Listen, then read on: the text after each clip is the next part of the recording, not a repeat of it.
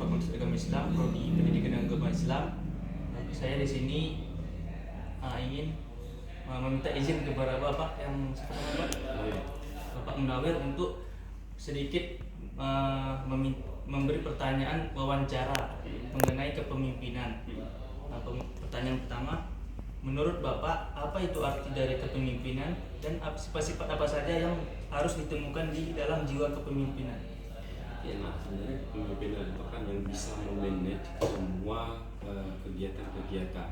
Atau misalkan pemimpinan itu kalau di tingkat kampus ada dari rektorat, pembinaan pendidikan dan prodi.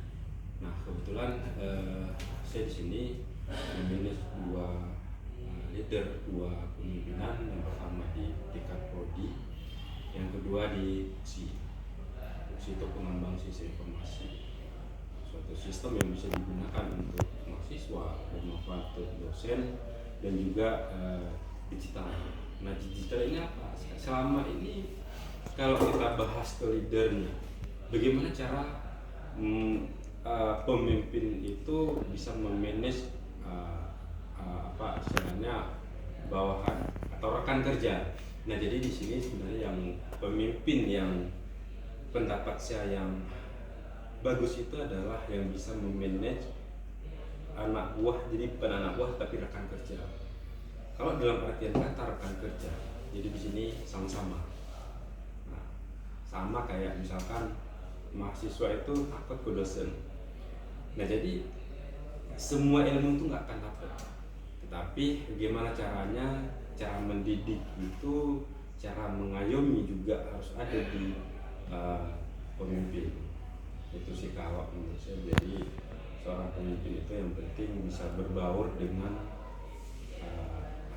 bukan bawahan, tetapi kalau saya di rekan kerja. Seperti itu kalau dari kepemimpinan.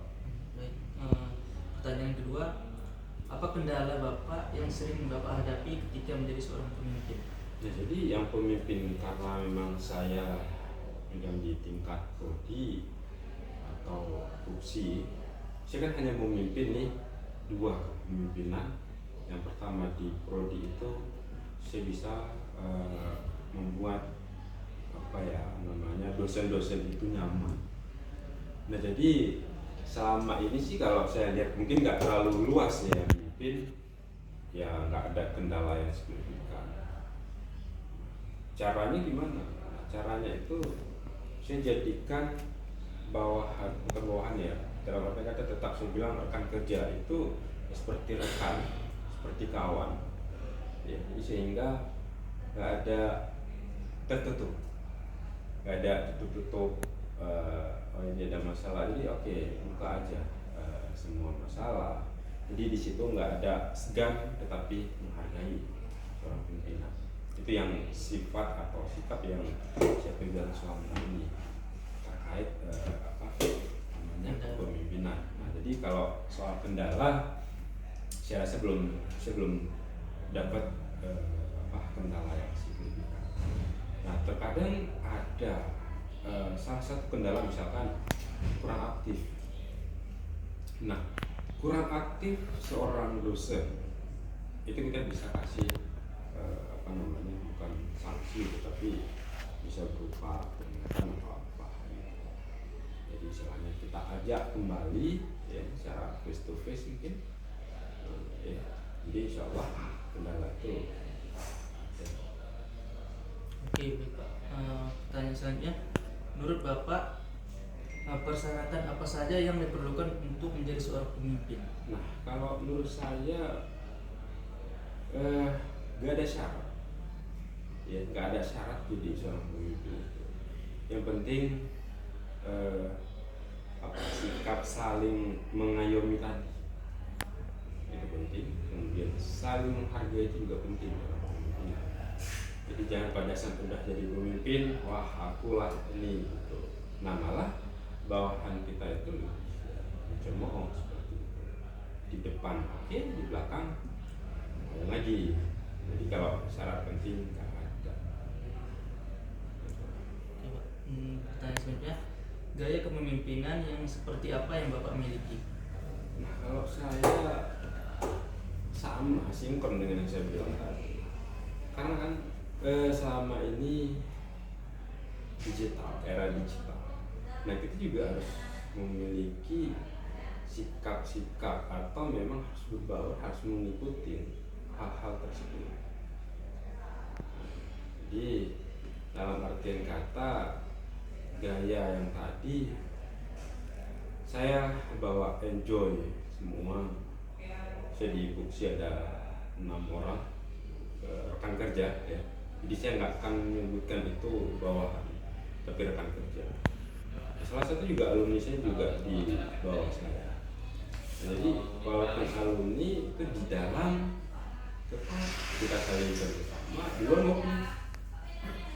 Nah jadi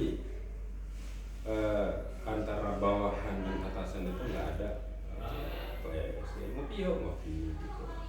Nah kalau saya lebih suka memang yang era anak muda sekarang kan ngopi makanya juga sosial yang sangat tinggi, ya semua di warung kopi kita bisa laksanakan, ya, semua di warung kopi juga oke aja kegiatan-kegiatan kampus bisa di kopi gitu. Jadi pembatasan nggak oh ini wajib di sini. Pertanyaan selanjutnya, dalam kepemimpinan apa rencana Bapak yang dilakukan untuk menaikkan akreditasi?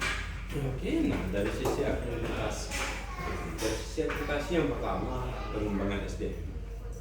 SDM itu dari sisi dosen. Ya. Jadi dosen kuliah S3.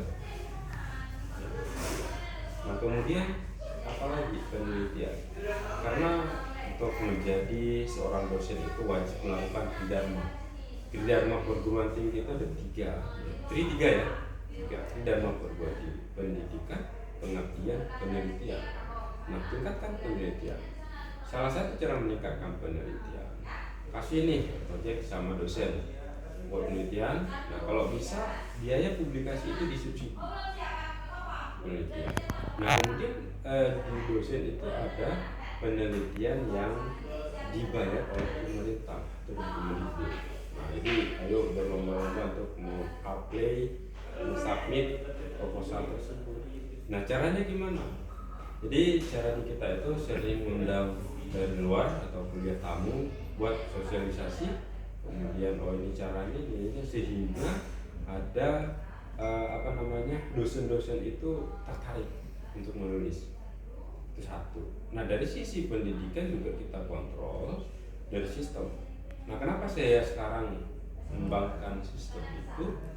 Karena semua sekarang tuh ya kita tadi digital. Jadi pemimpin itu nggak mesti harus standby di ruangan ya atau di dekan ruang dekan dan sebagainya. Kalau saya kurang setuju harus standby tiap hari. Tetapi manajemen yang dilakukan itu cara mengontrol dosen, mana masuk nggak gitu. Nah cara menegur juga jangan terlalu jangan ada kata kasar atau marah kepada rekan kerja tadi. Oke Pak, selanjutnya perencanaan apa saja yang sudah Bapak laksanakan? Nah selama ini kita sudah coba dengan asosiasi itu di setiap fakultas, setiap prodi dia memiliki asosiasi tersendiri. Satu kalau di prodi ya. Nah, kemudian untuk dari sisi mahasiswa itu kita selalu prodinya minimal sekali itu 2 kali dalam satu semester wajib pada kuliah tamu. Kita dari luar jadi pesertanya itu adalah mahasiswa itu dan Indonesia. Nah untuk dosen juga kita support, misalkan ini kegiatan PKM, nah kita support, ayo sama-sama kita melakukan. Begitu dari sisi prodinya.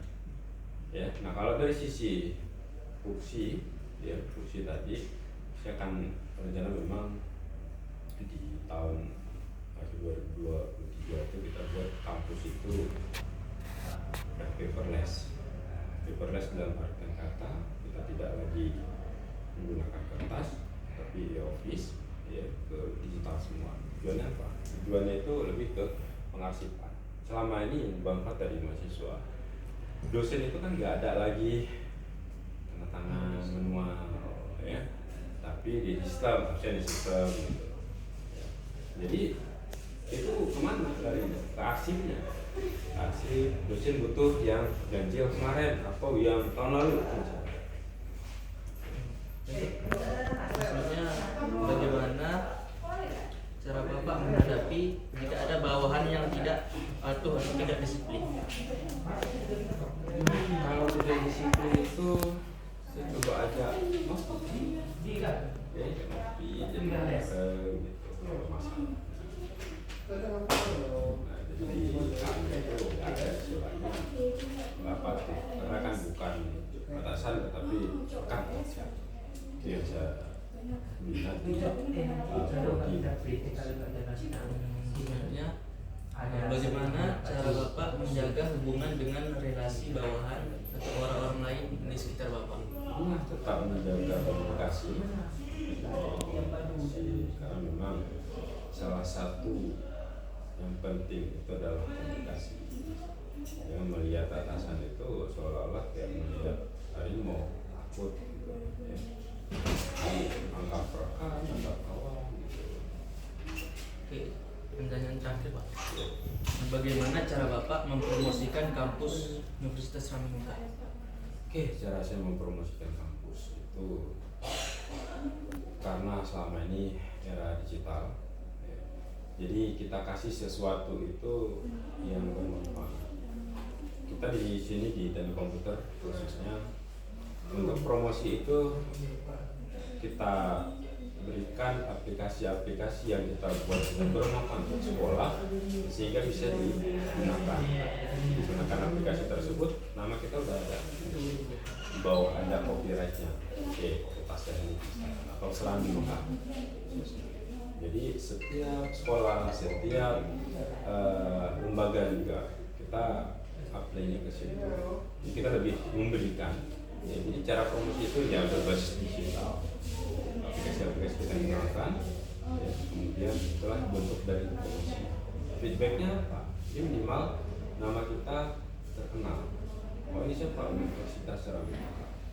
Salah satu aplikasi yang kita kasih itu adalah aplikasi ujian CBT, ujian bermain untuk sekolah.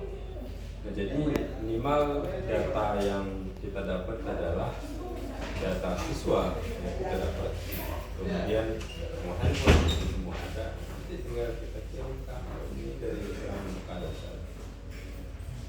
Ini dari sisi itu. Baik Pak, terima kasih atas jawabannya. Kami ucapkan banyak terima kasih. Baik, tutup. Assalamualaikum warahmatullahi wabarakatuh.